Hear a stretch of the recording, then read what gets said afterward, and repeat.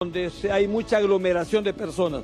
Hoy estamos aquí en el macrodistrito de salud municipal en el barrio Las Palmas de San Pedro Sula. Aquí en San Pedro Sula estamos en vivo y en directo a esta hora. Me acompañan 4 honorables profesionales científicos de la medicina, con quien vamos a hablar con ellos. Ellos manejan mucha información y yo voy a aprender un poquito de ellos también. De repente salgo siendo doctor yo acá con ellos, con estas 4 personalidades del mundo de la medicina. Me acompaña el doctor Wilmer Euseda, que es el director del macrodistrito de San Pedro Sula, macrodistrito municipal. Doctor, buenos días. Muy buenos días al pueblo hondureño, muy buenos días a la comunidad de San Pedro Sula. Bueno, aquí estamos para tratar un tema muy importante que tiene que ver con la salud del pueblo. Sí. Me acompaña el doctor Luis Fernando López Miranda, doctor en medicina y cirugía, egresado de la UNA Valle Sula, con un posgrado en medicina del dolor y deportivo, ¿no? Así es, ¿verdad? Tecnológico, es en Santa Tenerife. Bueno, es muy largo el currículum que tiene el hombre, muy especialista, muy capaz en esto. Doctor Fernando, buenos días.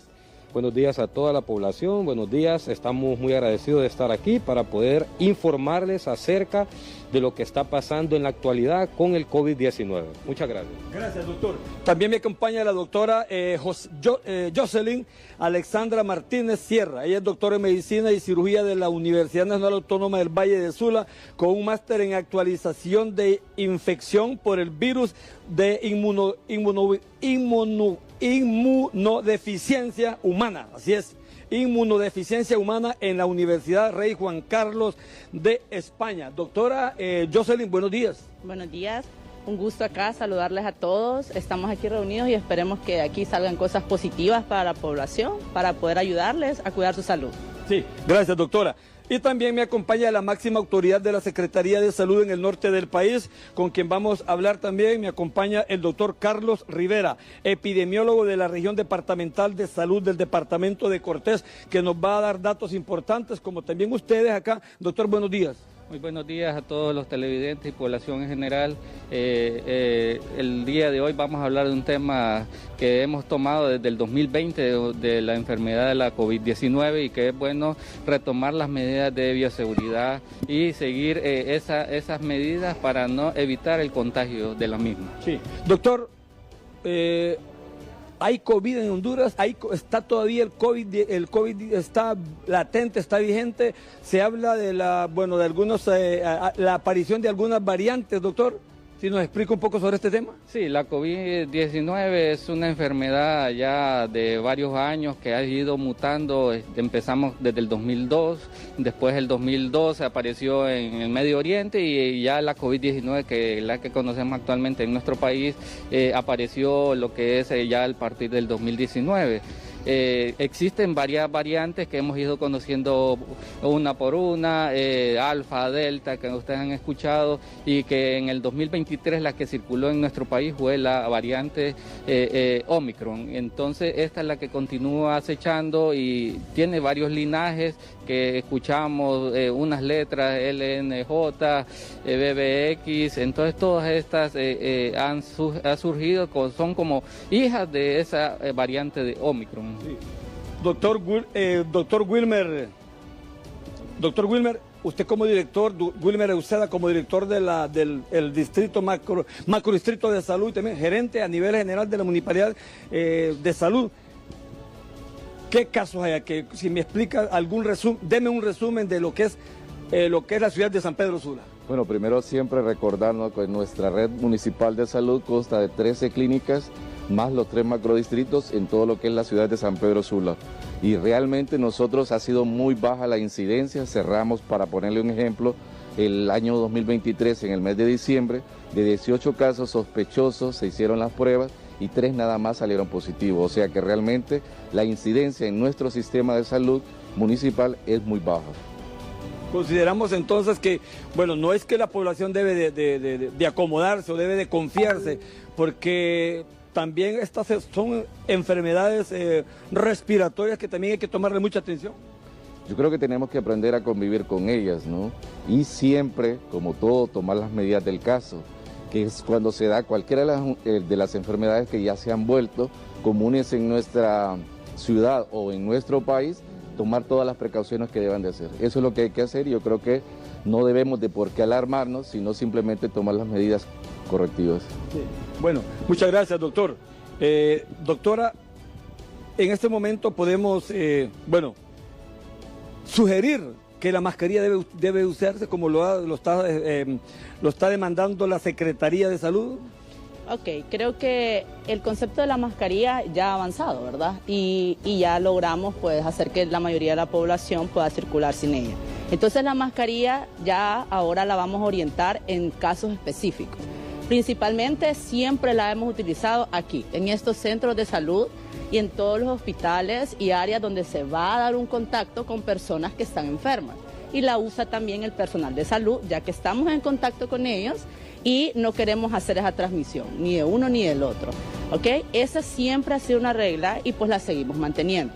Ahora, las medidas de protección y de prevención indican que si usted es una persona que ha iniciado con síntomas, que los podemos recordar así simple y sencillo, fiebre, malestar general, fatiga, tos, dolor en la garganta, algún poquito de secreción o congestión nasal, se ha iniciado estos síntomas, entonces la mascarilla entra como este método de protección, tanto para esa persona como para todas las personas que conviven con ella. Entonces, en ese caso específico, claro que siempre la vamos a recomendar para evitar la propagación del virus.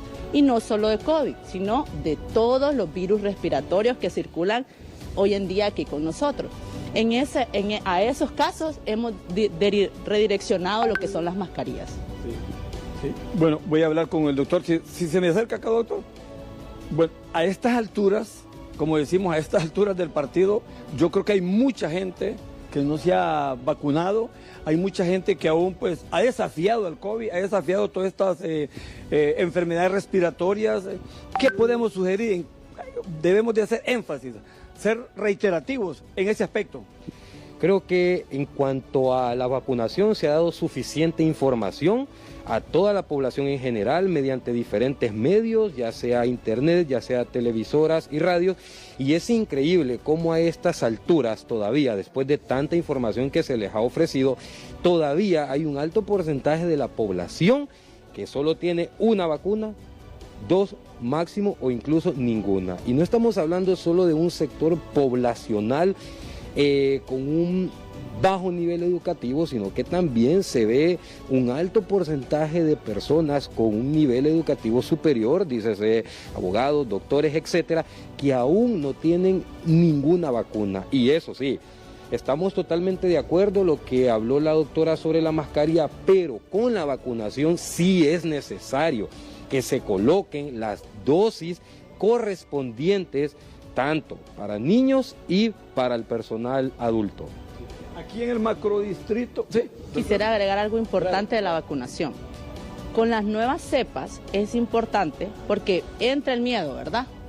Pero ¿qué es lo que nos protege de todo este proceso que se va a ir dando con el tiempo? Es la vacunación, la inmunización que vamos a tener como persona. Esa la adquirimos de 2 formas. Teniendo la enfermedad y ya la adquirimos, pero también la reforzamos con la vacunación. Ese punto es tan importante porque es lo que nos va a evitar no que nos dé COVID, porque hay que diferenciar el caso positivo de COVID con el caso que se complica o que es mortal de COVID, pero nos va a evitar estas complicaciones. Y esta vacunación, como dice el doctor, está a disposición de la población.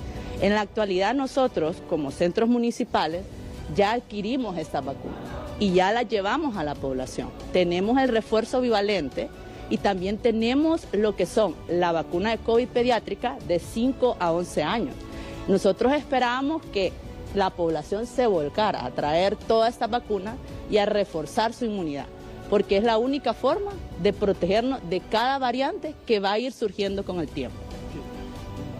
Para concluir la participación, doctor Wilmer Uceda, porque sé que usted tiene unos compromisos acá. Doctor, usted como director del macrodistrito, como gerente de salud para San Pedro Sula, ¿tenemos la suficiente cantidad de vacunas? Sí, actualmente contamos con la vacuna dentro de nuestro centro, principalmente aquí a nivel de Las Palmas, o sea que la población sí puede venir, pero vimos que el comportamiento en el año 2023 disminuyó sustancialmente. O sea, ¿Es muy poca la gente que viene a vacunarse, sí, doctor? Sí, prácticamente nosotros casi no tenemos pacientes que se vacunen con esto, la gente se ha relajado y por lo tanto aprovechamos estos medios para decirle a la gente que acuda a nuestros centros para poder completar sus esquemas de vacunación. Sí, bueno, no sé si quién maneja eso, si la municipalidad o la Dirección Departamental de Salud, o un dato estadístico, la cantidad de hondureños que están vacunados, doctor Rivera, no sé si usted me da datos, hablando solamente de lo que es el departamento de Cortés, lo que a usted le compete como región. Así es, como región departamental de Cortés, lo que acaban de mencionar los compañeros, la vacunación es una de las mejores estrategias. Vimos esa disminución de la mortalidad por COVID-19. Digamos que en nuestra región en el 2022 hubieron 89 fallecimientos, ya en el 2023 lo disminuimos a 5 fallecimientos. Y estos 5 fallecimientos, déjenme decirles, fue personas que solo tenían una dosis y el resto no estaban vacunados. O sea, que es decir, que es un llamado a que asistan a todos los establecimientos, tanto de San Pedro Sula como el resto de los 11 municipios, que está distribuido a nivel nacional. El porcentaje de vacunación, sí, déjeme decirle, todavía estamos bien bajos, aproximadamente un 60% de la población ha recibido un esquema completo, segunda dosis. Ahora tenemos la vacuna bivalente, que es para la variante original como para Omicron. Entonces, esta ya es una dosis que se aplica, una dosis inicial, y a los 6 meses la dosis de refuerzo. Entiendo que de acuerdo a los datos estadísticos de la Dirección Departamental de Educación, solo el 60% ha cumplido con las dosis. Hablamos de las 3, ¿no? Son las 3 ¿así? Así es, ahora ya tenemos lo que es desde el 2023, en mayo se incorporó lo que es la vacuna bivalente, que es más potencial para estas diferentes variantes que tenemos y lo que impide complicaciones, que es lo que queremos evitar, complicaciones, hospitalizaciones y lo que es el fallecimiento. ¿Cuáles son esos síntomas de estas variantes que hay, doctor? Si me maneja usted ese tema, es importante explicarlo para que la gente sepa, porque ahora decimos, con cualquier malestar, con cualquier catarro, con cualquier, ya decimos, tiene COVID. Si ya uno está en un lugar, en una oficina privada, y ya tosió 3 veces, ya la gente se pone así. ¿Cuáles son esas variantes, doctor? Buenos días. Recordemos que todas las infecciones del tipo respiratorio, tipo virales, tienen sintomatología bastante parecida. Como por ejemplo, en el COVID se da mucho lo que es la fiebre, al igual que la influenza, pero hay otros, al igual que el dengue, pero hay otros síntomas como el dolor de cabeza, el dolor de garganta, que no son muy comunes en otras infecciones del tipo respiratorio. Por eso, a la población se le dice de que al presentar los síntomas por un periodo de tiempo prolongado, usted tiene su fiebre ya 2, 3 días, ya tiene que buscar la atención médica, porque debe de tener un diagnóstico y un tratamiento para lo que usted está presentando. Con lo que usted mencionó, que me daba mucha gracia, que eso se creía, que la persona tosió 3 veces y tiene COVID. No, recordemos también que hay otras situaciones que nos pueden provocar una tos, un estornudo, así como una alergia, una rinitis o cualquier otro tipo de esas irritantes de la vía respiratoria. Pregunto, no sé, ¿por qué llegamos a crear, ante la sociedad, ante todo, un gran pavor con el COVID? Como aquello, desde que se tiene obviamente aquel rechazo, que si tiene COVID, que hay que, ¿por qué se dio eso? Tenemos que entender de que la historia de COVID en la población es un impacto que no habíamos sufrido desde hace mucho tiempo. O sea, la enfermedad no se manejó como hemos manejado algunas enfermedades respiratorias.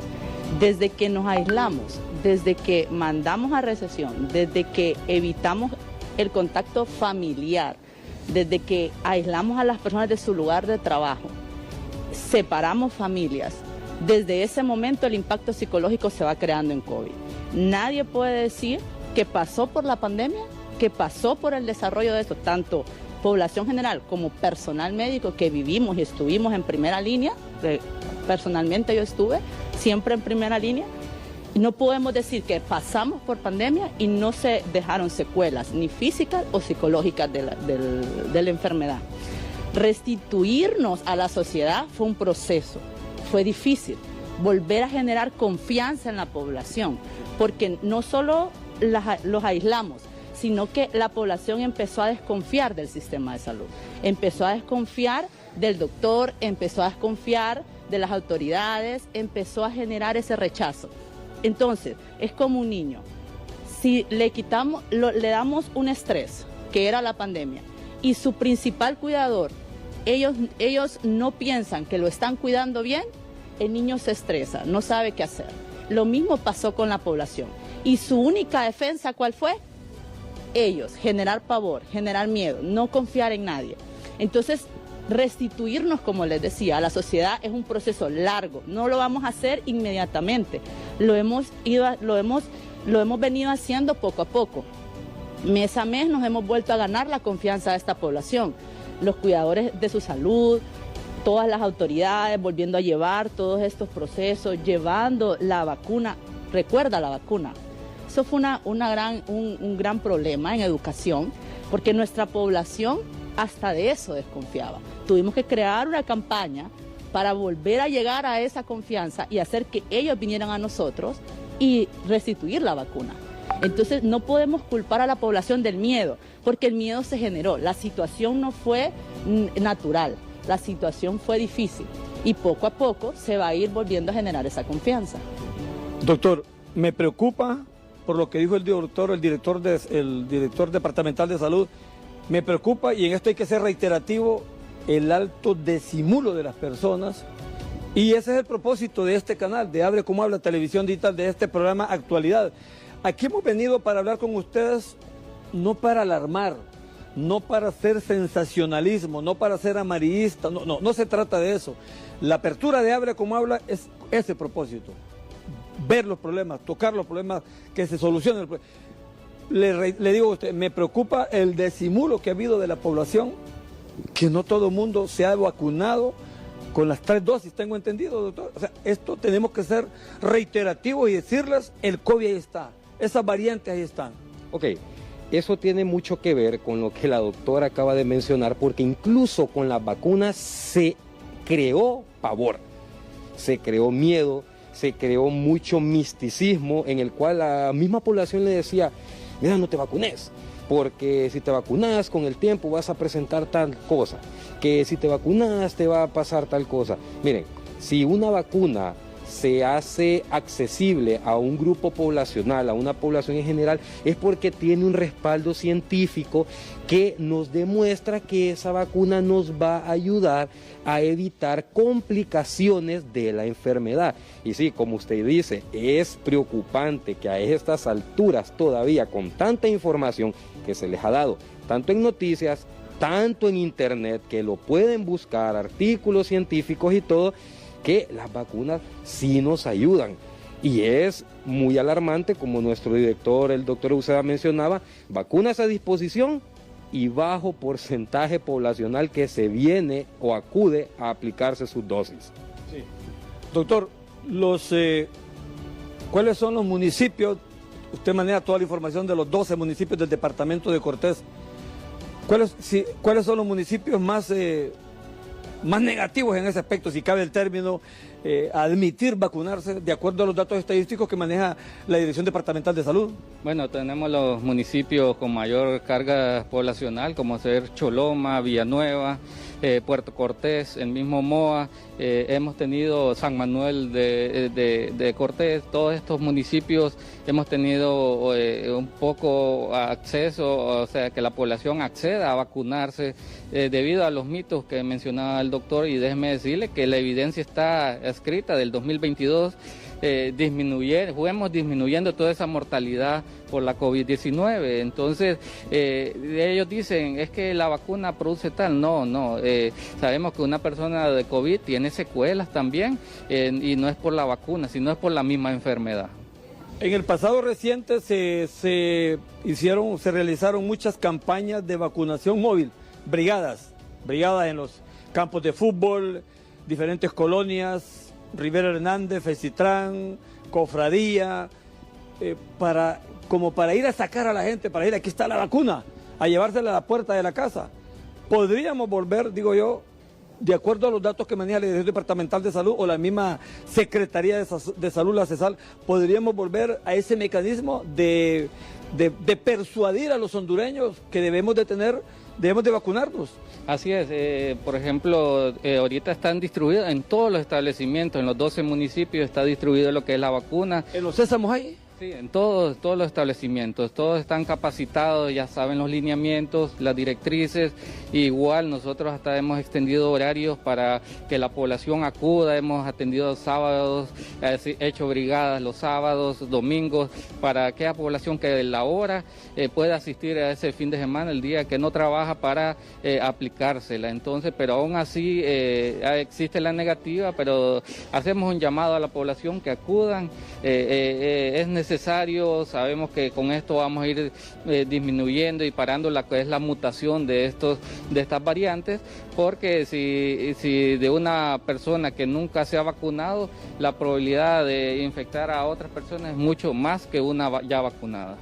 Ya el otro mes de febrero inician las clases en las escuelas, los colegios también, ya el sistema educativo se habilita ya el mes de febrero. ¿Qué tiene preparado la Dirección Departamental de Salud en ese aspecto para la vacuna de los niños?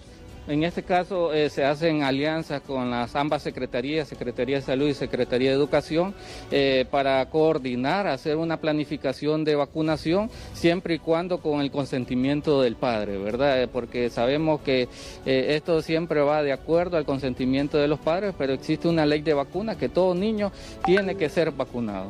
Sí. Les voy a hacer una pregunta, bueno, a la doctora, una pregunta ahí que se maneja en los corridos, como decimos. Este programa sí hable como habla la televisión digital. Rompemos los esquemas del periodismo enlatado. Doctora, está muriendo mucha gente, está falleciendo mucha gente de paros cardíacos. Y yo no sé si ustedes como médicos les ha llegado a sus oídos aquello que este es el resultado, las secuencias de la vacuna. Es una teoría no comprobada, lógicamente, científicamente no comprobada. Pero quiero escuchar el comentario de científicos de la medicina como ustedes. Ok, esas teorías siempre se van a manejar, ¿verdad? Lo importante es pararlas, no seguirlas replicando. Y más que todo en eso siempre pedimos el apoyo a ustedes como medios, sí, para que la población, lo que le llegue, sea efectivo y sea científicamente comprobable. Todos sabemos de que el infarto es una causa de muerte, ¿verdad? Pero tiene diferentes causas y ya están dichas. Y lamentablemente las causas son propias de la población, de cambios de estilo de vida, manejo de sus enfermedades crónicas. Y como seres humanos tenemos mucho la costumbre de no hacernos responsables y siempre buscar un culpable externo ante una situación. El infarto es claro, es enfermedades crónicas que no estén bien manejadas, hablamos de hipertensión, diabetes, y cuando hablamos de bien manejadas, hablamos de personas que toman sus medicamentos, hablamos de personas que visitan a su médico, se hacen sus chequeos, hacen ejercicio, hacen dieta, bajan de peso, cambian estilos de vida. Probemos, ¿por qué no probamos en la población todo lo que acabo de decir y vemos si no baja las muertes por infarto un poquito? ¿Ah? ¿Y usted, doctor, también quiero escuchar su opinión? No, estoy totalmente de acuerdo. Recordemos que lo que nos lleva a una muerte es el manejo y el cuidado de nuestra propia vida personal, caballero. Si usted se levanta por las mañanas y se fuma un cigarro, después se come 3 baleadas y se bebe un refresco, ¿qué va a pasar? Si usted tiene una hipertensión, una diabetes, una enfermedad de base, ¿qué va a pasar? No va a pasar nada bueno. Y luego una bebida esa, ¿cómo le llaman? Energizante. Ok, este es otro punto muy interesante porque muchos pacientes jóvenes, deportistas, han llegado a mi persona y me preguntan que por qué han fallecido estos jóvenes que hacen ejercicio, que van al gimnasio y se cuidan. Claro, si están tomando algún tipo de bebida energizante que tienen altos contenidos de azúcar, altos contenidos de taurina, arginina y otros aminoácidos que nos provocan esa descarga de energía, lo toman en exceso. ¿Qué va a pasar? Van a haber complicaciones a nivel cardiovascular. Entonces, no son las vacunas las que han provocado todas estas muertes, sino, como la doctora lo mencionaba, es nuestro estilo de vida, nuestro mal manejo de las enfermedades crónicas y nuestras propias decisiones personales.